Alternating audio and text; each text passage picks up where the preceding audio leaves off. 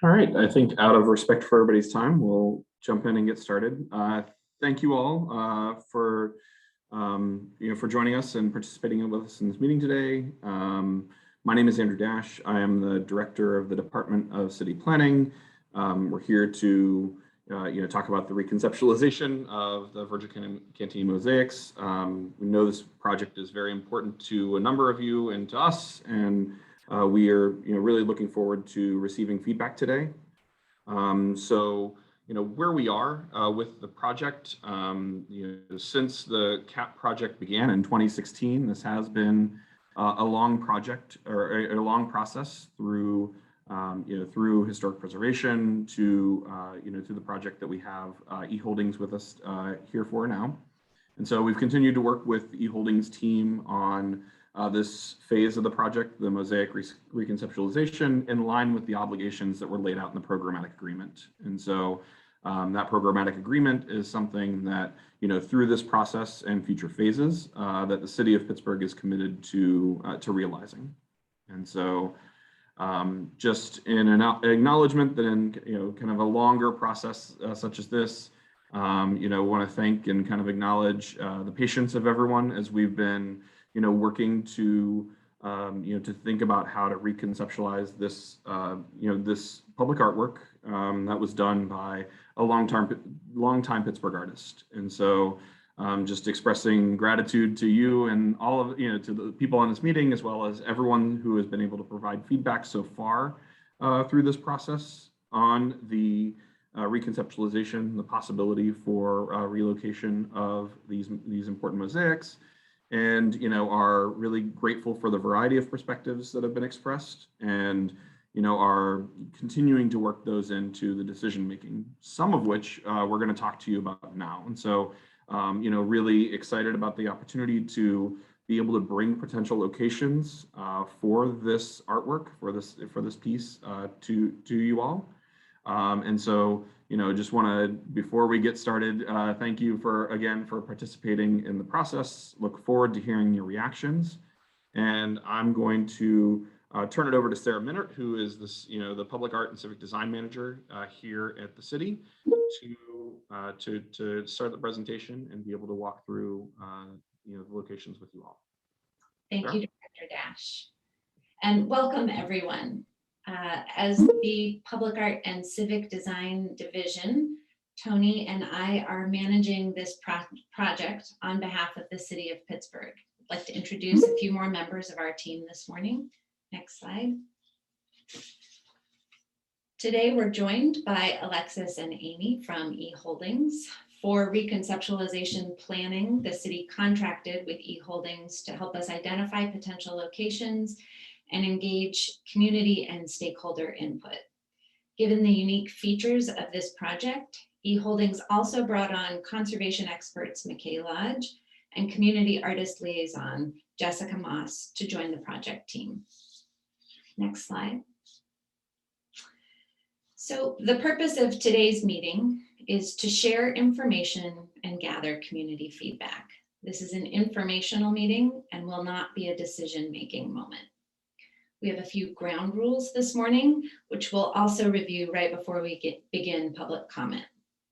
Please remember that discussion today is about potential locations. Please keep comments brief. All comments should be respectful, and all comments will be limited to 3 minutes per speaker. Following today's meeting, additional comments and questions can be submitted on the Engage PGH site. A link to that site will be provided at the end of the presentation. Next slide.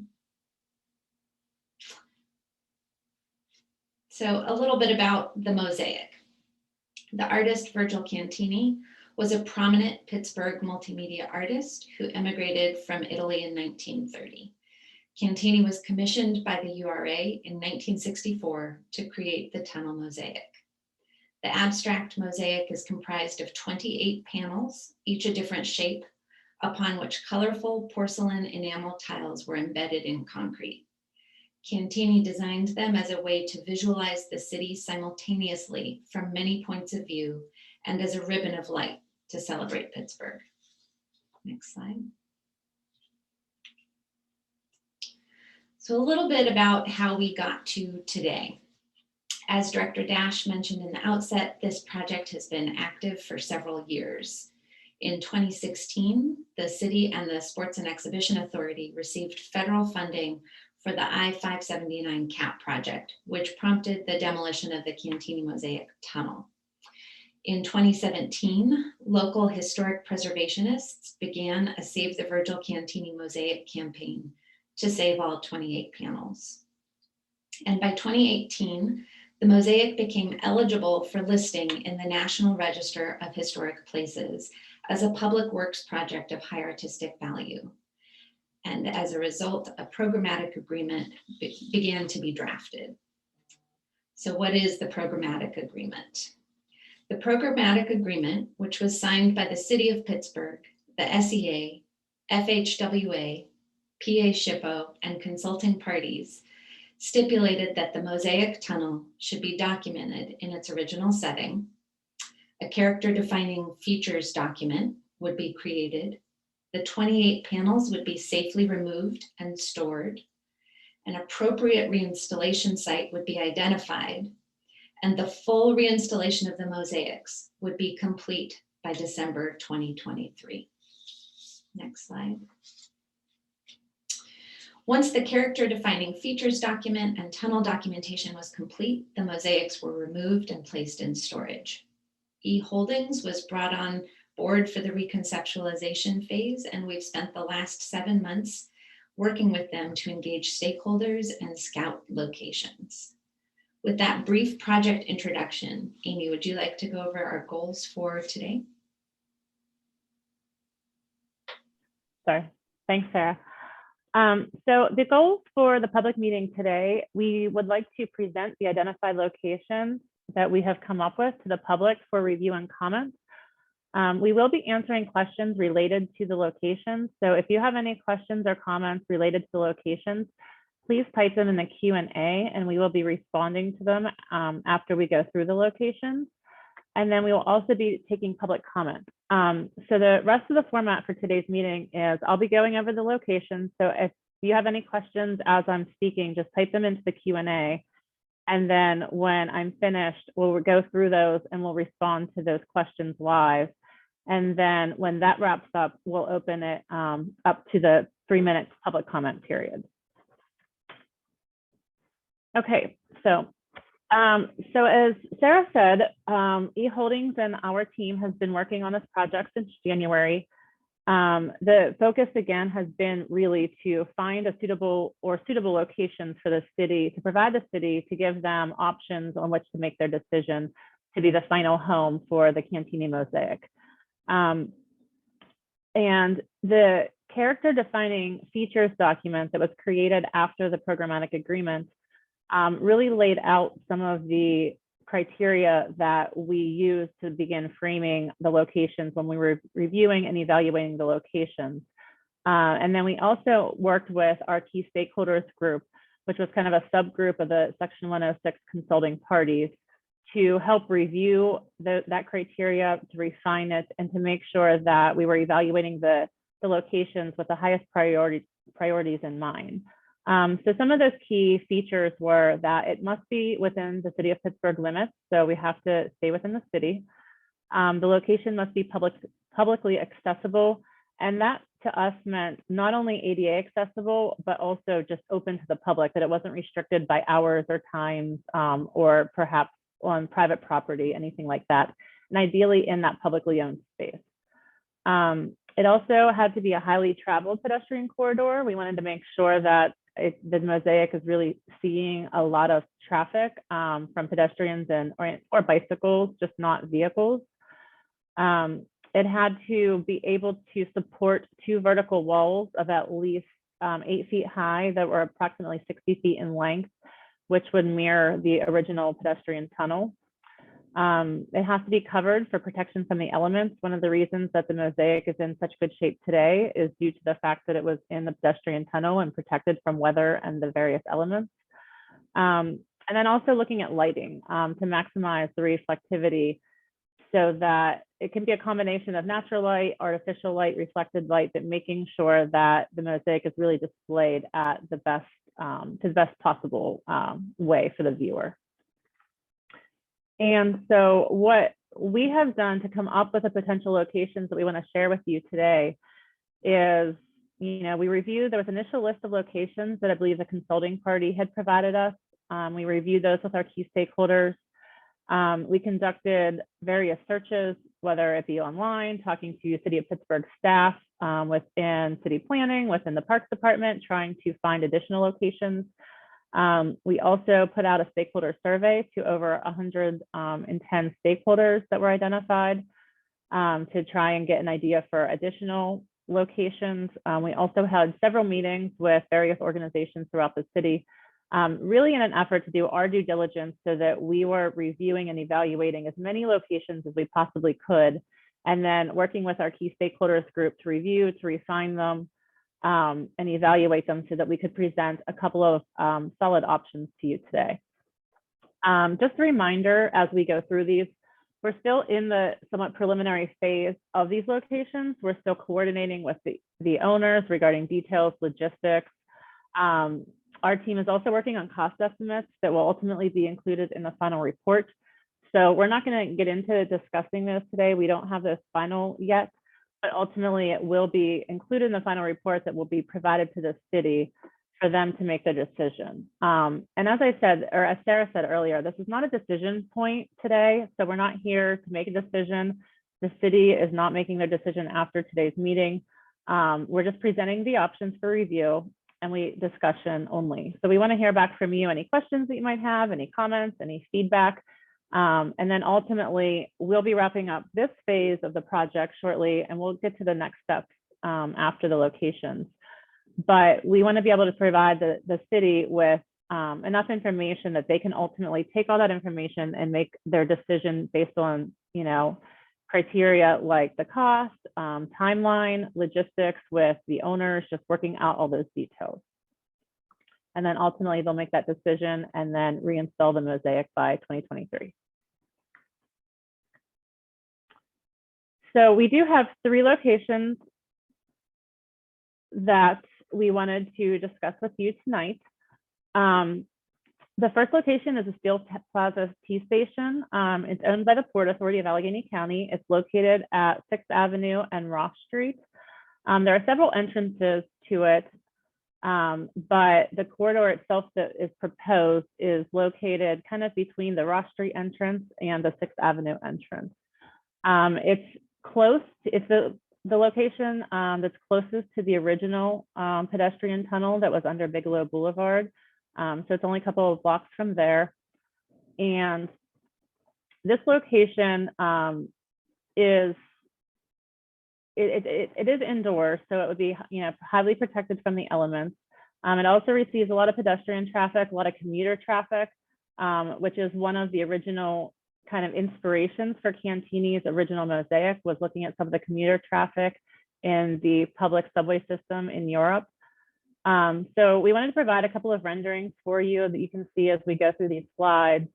As you come down, these pictures would be as you come down from the 6th Avenue entrance, from the steps or the escalator. There's also an elevator right there, so it is ADA accessible.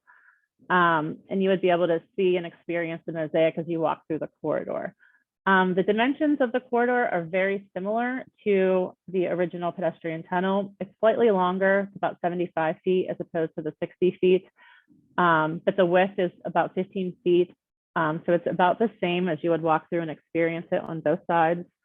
And then the walls are slightly higher. They're about 11 feet as opposed to the original 8 feet. And it would require probably an engineering study because the mosaics are very heavy. They're estimated to weigh about 5,000 pounds. So we would need to look at the existing wall structure and make sure that they can handle that weight, which is something that, like I said earlier, we're still working with the Port Authority on. And then also looking at replacing the existing tiles that are on the walls, just a more neutral background that would be similar to where the original mosaic was in the tunnel.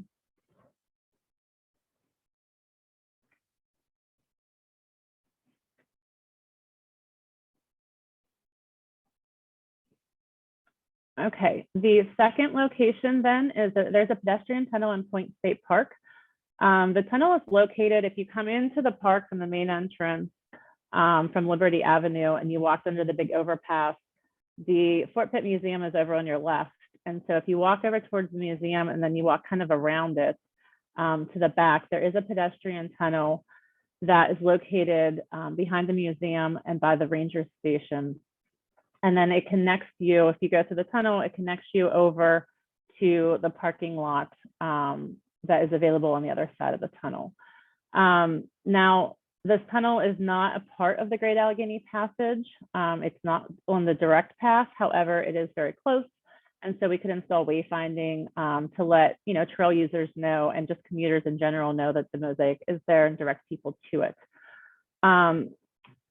Again, this is a pedestrian-only tunnel. It is owned by the Commonwealth of Pennsylvania. We are still coordinating with the Commonwealth to determine if it's PennDOT or the Department of Conservation and Natural Resources who has actual jurisdiction over it. So we're still trying to figure out those logistics. As far as the dimensions of this tunnel, the length and the height are very similar to the original. It's about 65 feet long. It's 8 feet high. The walls are 8 feet high. And then the width is slightly more narrow. So it's about 8 feet wide as opposed to the original 15 feet.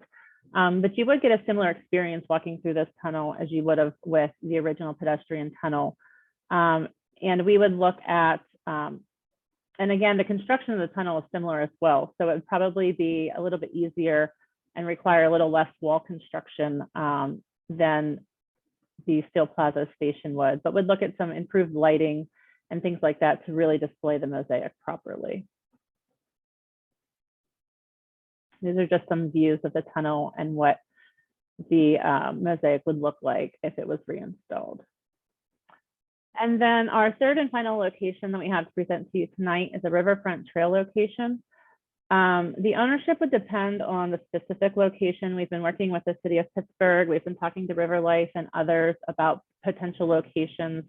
The biggest thing here would be that we would be looking at constructing, it would require new construction. So we would be talking about constructing walls along both sides of the trail that would be able to host the mosaic on both sides and give you a similar feeling to a tunnel, but it would likely not have an overhead construction. It would just be protected, small overhangs on either side to protect the mosaic from weather and the elements. And the idea here would be that, again, the trails are very publicly accessible. They're ADA accessible along the Great Allegheny Passage, which receives not only just recreational, pedestrian, and bicycle traffic, but a lot of people also use it for commuting. There's a couple of renderings that we use courtesy of Rob Fassman, who is an architect and one of the consulting parties. He had provided these renderings previously to show what this mosaic might look like if provided in an open space along like a trail or a pathway system.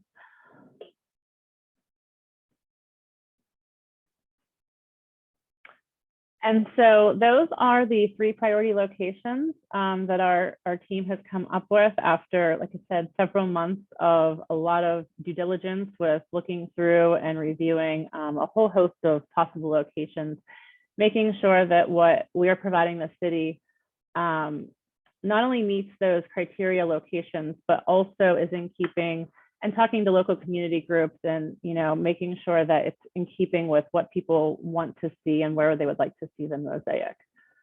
So if you have any questions, please type them in the Q&A right now, and then we'll go through them and start answering them. The first question is that, given that the mosaics were designed with the context of the lower hill in mind, why are there no alternative locations approaching or within the lower hill? We did meet with the Hill CDC as well as a local public artist group called Arts in HD in the Hill District. And the 2 groups felt that the mosaic would be better served in a location that wasn't in the Hill District. And so keeping that in mind, we've been looking at alternative locations. The second question was, would the Steel Plaza T Station site include additional new lighting for the mural? Yes, I apologize. I should have said that for that one too. The current lighting is just some circular overhead lighting in the middle of the corridor.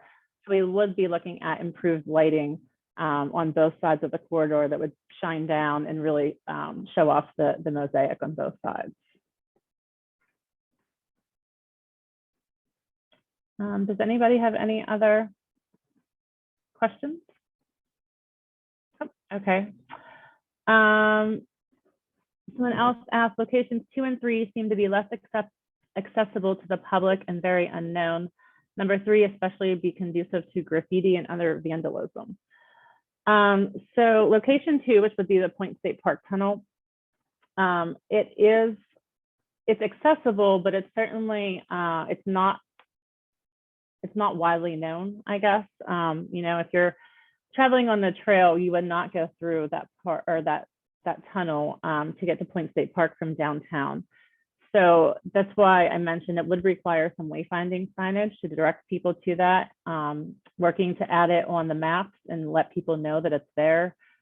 And then as far as location number 3, which would be a riverfront trail, that would be very accessible. It would be along the existing Gap Trail within possibly the south side or closer to Station Square in that area. Now, as far as graffiti and vandalism, that is something to consider. And so that's, you know, there are several other locations that we considered and then ultimately chose not to due to vandalism concerns. So that certainly would be something that we would keep in mind. I don't know if Sarah, Tony, if you have any other responses to that question. Okay. Let's see. The ramp next to the USS Tower is outside the lower hill, but uses the same approach to the intersection near the old tunnel location.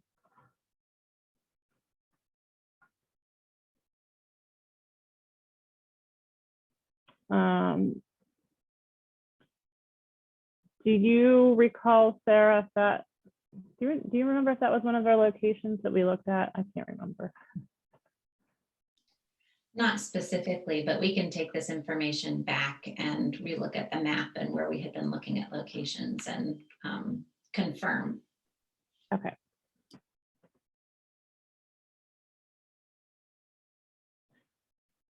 Okay, another comment was I saw a gate on option number 2. Is it closed at times? I don't recall a gate at the Point State Park Tunnel. So I don't believe so, but I don't know if anyone else knows of a gate there. I don't recall either, but that definitely can be something we note for if we pursue that location to add to the number of questions that we want to ask before we sort of get farther into that, the plausibility there.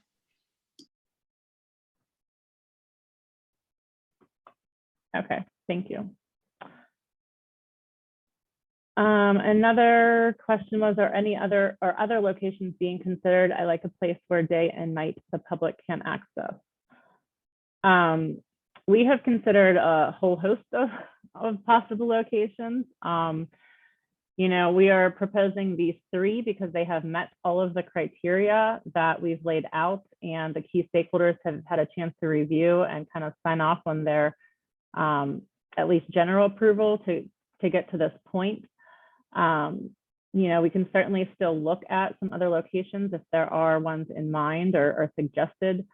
Nighttime is hard, of course, because, you know, as someone else mentioned earlier about graffiti and vandalism and safety concerns, of course. But, you know, we do want them outdoors in the publicly accessible space. So it is something that we're keeping in mind.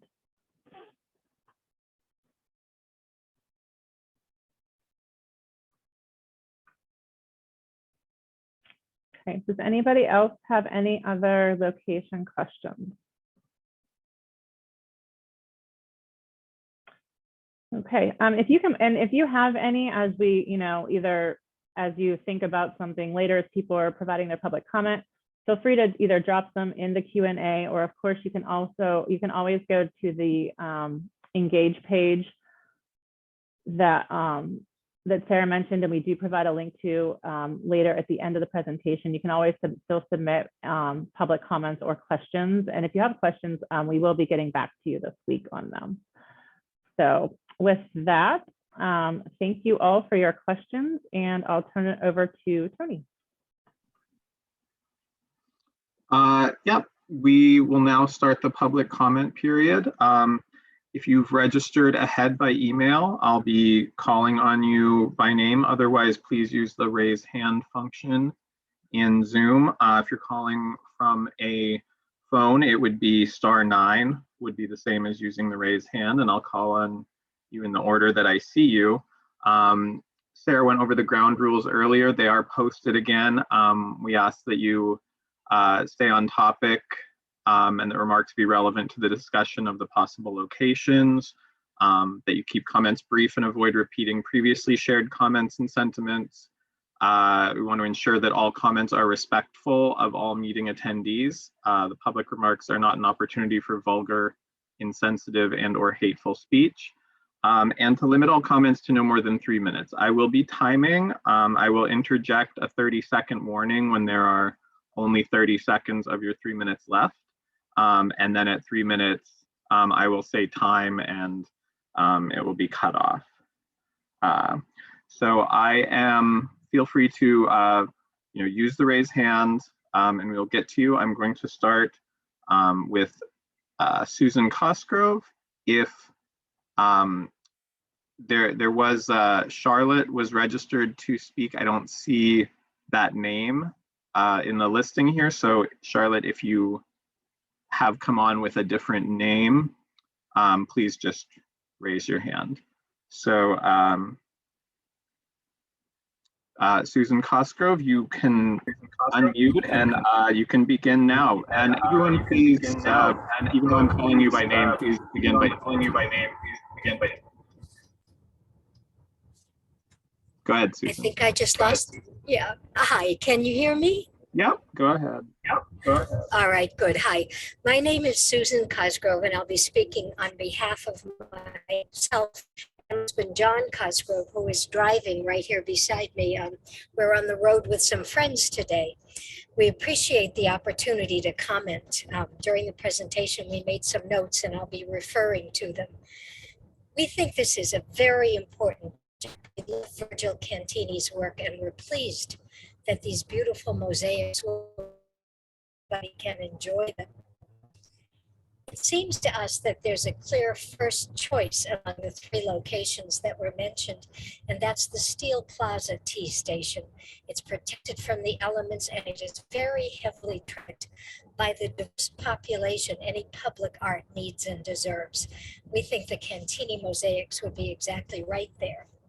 The other 2 locations, not so much. The pedestrian tunnel in Point State Park is very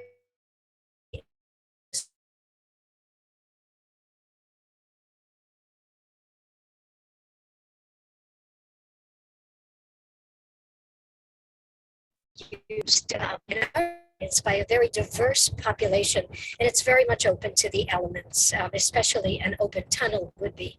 We also think a mosaic tunnel in the trail would be pretty out of place. We do hope you'll choose, therefore, the Steel Plaza Tea Station.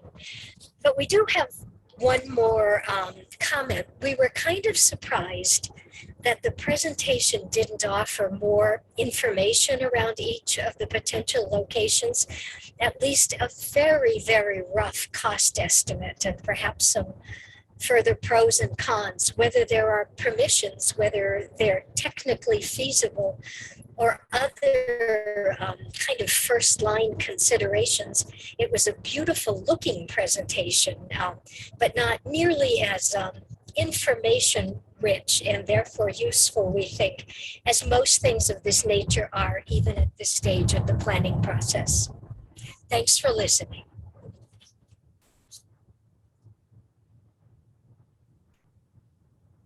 Thank you, Susan. At this time, if anyone else wishes to give a comment, they can raise their hand. I don't have any other raised hands. All right. I'm going to call on Rob Faffman. Rob, you can go ahead. Good morning. Can you hear me okay? Yep. Great. Yeah, my name is Rob Faffman. I'm an architect and planner. I've spent a lot of time around this issue, as most of you know. I guess I'm a little disappointed in the three choices. Obviously, Steel Plaza is the closest you've gotten to the lower hill. I have a concern about community engagement that separates people from each other.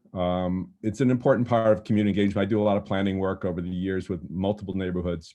And I think it's important to have an honest, open discussion about why the Cantini mural doesn't belong, at least in the approach areas to the lower hill, because I strongly believe that Cantini's work is site specific, it's context specific. And that's an important part of art, I think. And to move it to another location that wasn't intended, I think takes away from that dialogue between other art and other design and other places in the hill that clearly are referenced in the mural. That the one site that I had looked at and I'd sent you some drawings on was the approach ramp coming up from, I think it's 6th Avenue, from US Steel, the post office. People come up to the lower hill that way quite frequently. That handicap ramp that has to be put in there because it's a street crossing now instead of a tunnel seemed like a really great location. So I would hope that that would be considered appropriate on the periphery of the lower hill, not stuck right in the middle. I do think that having a dialogue between new art and old art, being able to see these things in context to one another would be fantastic. One of the real weaknesses of the lower hill plan is Wiley Avenue, which is such a steep street that all of the building faces on the corners there will likely have large walls on them. And it might be a wonderful opportunity to commission artists to work using the Cantini mural as context for additional work of new artists. And that context between what happened in the lower hill, the loss of the urban fabric and people's homes in the lower hill. I think Cantini's referring to some of that in his mural. And I think it's a wonderful opportunity to connect the past to the future. Thank you.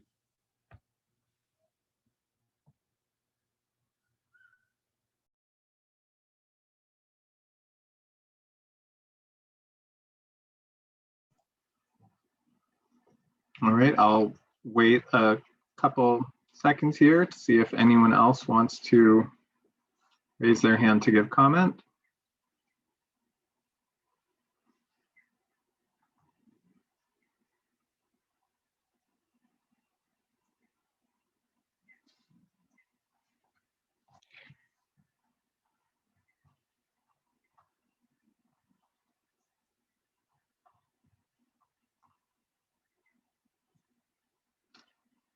Okay, we do not have anyone else at this time.